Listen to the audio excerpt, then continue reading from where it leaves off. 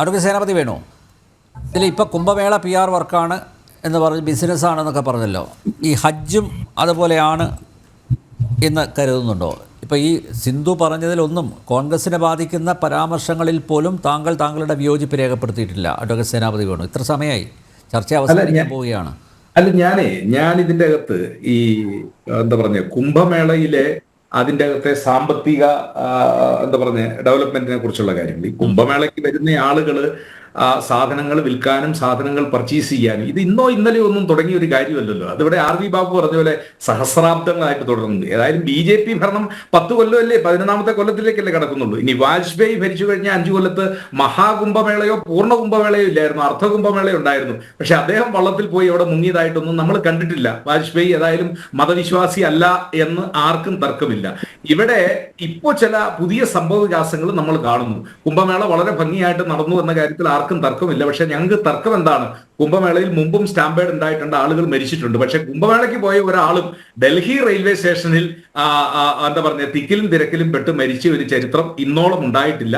അതിപ്പോൾ മാത്രമാണ് നമ്മൾ കേൾക്കുന്നത്. അതൊക്കെ വിമർശിക്കുമ്പോൾ ചിലപ്പോൾ നടേശൻ സാറിനോ അല്ലെങ്കിൽ RV ബാബുവിനോ ബുദ്ധിമുട്ടുണ്ട്. RV ബാബു പറഞ്ഞ ഞങ്ങൾക്ക് ചൊറിച്ചിലൊന്നുമില്ല, RV ബാബു ഞങ്ങൾക്ക് കാവഠ്യവും ഇല്ല, ഞങ്ങൾ ആരും ഒളിച്ചോ രഹസ്യമായി, അത് CPM-കാരാ രഹസ്യമായിട്ട് പോകുന്നത്. സന്ദേശം സിനിമയിൽ ശങ്കരാടിയോട് ചോദിക്കുന്നതല്ലേ, തൃച്ചാമ്പരം ക്ഷേത്രത്തിൽ അങ്ങ് തൊഴാൻ പോയല്ലോ, നീ എങ്ങനെയാ കണ്ടേ? ഞാനും രഹസ്യമായിട്ട് ഞങ്ങൾ രഹസ്യമായിട്ട് പോകേണ്ടവരല്ലോ കോൺഗ്രസ്സുകാര്.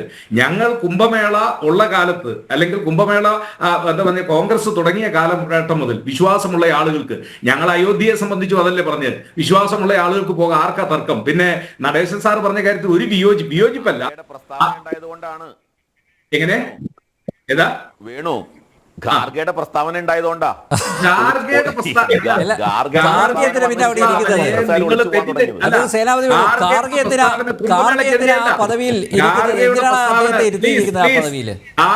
പ്രസ്താവന it is not against Kumbh Mela. അദ്ദേഹം കുംഭമേളയ്ക്ക് എതിരെ അല്ല പറഞ്ഞത്, അദ്ദേഹം ഒരു രാഷ്ട്രീയമായ അഭിപ്രായമാണ് പറഞ്ഞത്. ആ രാഷ്ട്രീയമായ അഭിപ്രായത്തിൽ അദ്ദേഹം ഉറച്ചു നിൽക്കുന്നു.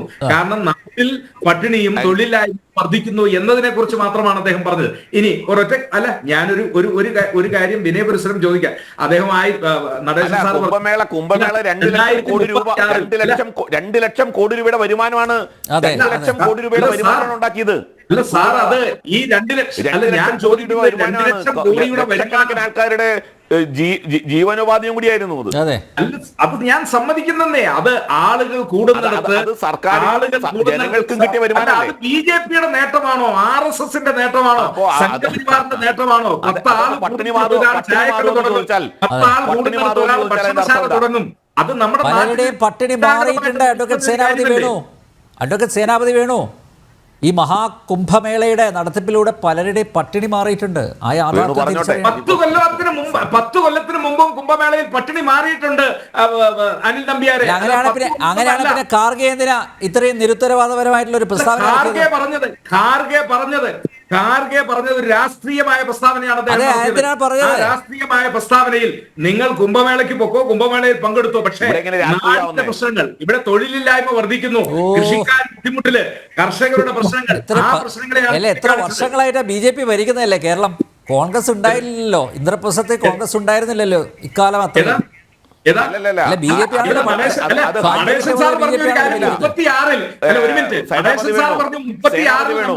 ഒളിമ്പിക്സ് ഏഷ്യാണ് നമ്മള് ഡൽഹിയിൽ നടത്തി. 36-ലെ ഒളിമ്പിക്സിനെ കുറിച്ച് നിങ്ങളുടെ പാർട്ടി രൂപം കൊള്ളുന്നതിന് മുമ്പ് വളരെ മനോഹരമായി ഏഷ്യാഡ് ഡൽഹിയിൽ ഇന്ദിരാഗാന്ധി നടത്തി. എന്നും ഉണ്ടായിരുന്നു. അതല്ലാതെ ഇതൊക്കെ ഞങ്ങൾ 10 കൊല്ലം വന്നതുകൊണ്ടാണ് ഈ നേട്ടങ്ങളൊക്കെ ഉണ്ടായത്. ഇനി CPM ഞങ്ങൾക്ക് സന്തോഷമല്ലേ ഉള്ളൂ. പട്ടിണി മാറിയതുകൊണ്ടാണോ നിങ്ങൾ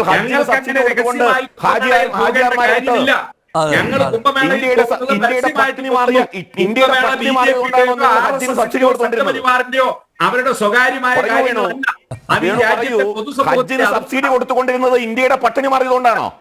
അല്ല, BJPക്ക് രാജ്യത്ത് കിട്ടിയ വോട്ട് എന്ന് പറയുന്നത് ഇന്ത്യയുടെ 10 മാറിയതുകൊണ്ടാണോ ഹജ്ജിന് സബ്സിഡി കൊടുത്തിരുന്നത്? BJPക്കാർ പങ്കെടുത്തതാണോ? എന്താ RV ബാബു ഈ പറയുന്നത്? അവിടെ 65 കോടി ആളുകൾ, നിങ്ങൾക്ക് ഇന്ത്യ മഹാരാജ്യത്ത് ആകെ കിട്ടിയ വോട്ടിന്റെ എണ്ണം എന്ന് പറയുന്നത് 21 കോടിയാ. 64 കോടി ആളുകൾ അവിടെ പങ്കെടുത്തപ്പോ അപ്പൊ ഇത് മുഴുവൻ BJPക്കാരോ RSSകാരാണ്? അത് ഇന്ത്യയുടെ സംസ്കാരമാണ്, അത് ഭാരതീയ സംസ്കാരമാണ്. ആ ഭാരതീയ സംസ്കാരം നിങ്ങളുടേതെന്ന് നിങ്ങൾ എന്താ പറഞ്ഞ സ്വയം പ്രഖ്യാപിക്കുന്നു. ആ പ്രഖ്യാപനമാണ് കച്ചവട താല്പര്യം. അതിനെയാണ് ഞങ്ങൾ എതിർക്കുന്നത്. പറഞ്ഞല്ലോ ഹിന്ദുവിന്റെ മൊത്തക്കച്ചവടം ഒന്നും RV ബാബു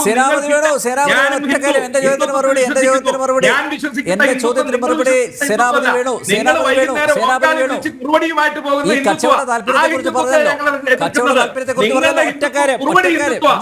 ഹിന്ദുത്വത്തെ ഞങ്ങൾ സമാധാനത്തിന്റെ ഹിന്ദുത്വമാണ്, സഹവർത്തിത്വത്തിന്റെ ഹിന്ദുത്വം. അതാ ഞങ്ങൾ നിങ്ങൾ തമ്മിലുള്ള വ്യത്യാസം ബാബു. ആ വ്യത്യാസമുള്ളൂ. വിട്ടോണ്ട് ആരെയും ഓങ്കാളി വിളിക്കാനും കൊല്ലാനും തല്ലാനും വ്യത്യാസമുള്ളൂ. ഹിന്ദുത്വത്തിന്റെ മൊത്തക്കച്ചവടം നമുക്ക് വേറെ ചർച്ചകളിൽ നടത്താം. നിങ്ങൾ ഏറ്റെടുക്കേണ്ട കാര്യമില്ല. ഞാൻ വളരെ സമാധാനപരമായിട്ടുള്ള ചർച്ച ഇവിടെ നടത്തിക്കൊണ്ടിരുന്നപ്പോൾ RV ബാബു നിങ്ങളുടെ പരാമർശം ഞങ്ങൾക്ക് ഒരു ചൊറിച്ചിലുമില്ല. RV ബാബു, ഞങ്ങൾക്ക് ഒരു ചൊറിച്ചിലുമില്ലെന്നേ. ഞങ്ങൾ എന്തിനാ ചൊറിയുന്നത്? ഞങ്ങൾക്ക് ചൊറിയേണ്ട കാര്യമില്ലല്ലോ. ഞങ്ങൾ ഇവിടെ ചൊറിയാനൊന്നും വന്നിരിക്കുന്നതല്ല. ഇനി CPM തകരുന്നുവെങ്കിൽ, അല്ലെങ്കിൽ ചെങ്കൊടി പിടിച്ചവൻ സന്യാസിയായി, ഞങ്ങൾക്ക് സന്തോഷമുള്ളൂ. ഞങ്ങൾ പറയുന്നു അങ്ങനെ സനാതന ധർമ്മത്തിന്റെ മൊത്തക്കച്ചവടം ഒന്നും BJPക്കും RSSനും ഇല്ല. ഞാനും ഹിന്ദു.